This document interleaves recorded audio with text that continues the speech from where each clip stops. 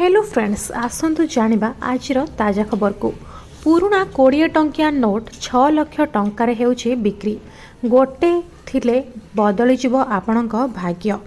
हाँ फ्रेंड्स आपण जदि समस्ते टंका रोजगार करी धनी हेबाकू प्रतिद्वंदिता करुछंती व्यवसाय हो कि चाकरी मोटा अंकर टंका कमेबाकू समस्ते चाहती आउ टंका पई अनेक लोक दिन राति परिश्रम मध्य करुछंती। तेबे गोलापी रंगर 20 टंकियार दाम 6 लाख टंकार बिक्री होउची।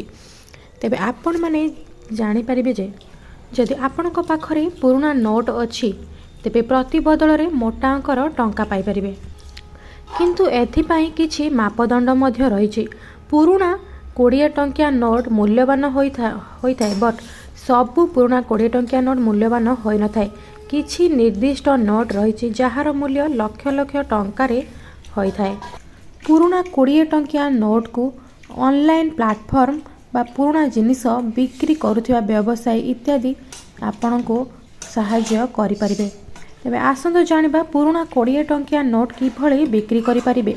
ऑनलाइन प्लेटफॉर्म गुड़िकरे पुराना नोट बिक्री करी मोटा अंकर टंका पाई परिबे। नोट विक्रय करबा पूर्वरु आपण एहार किछि नियम विषय रे जानिबाकू पड़िबो।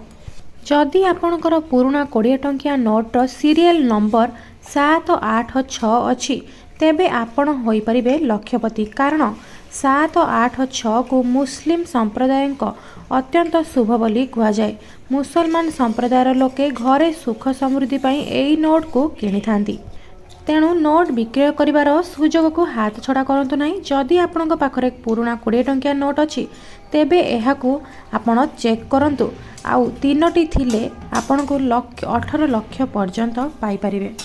जदि आपणक पाखरे एही प्रकार 20 टंकिया नोट अछि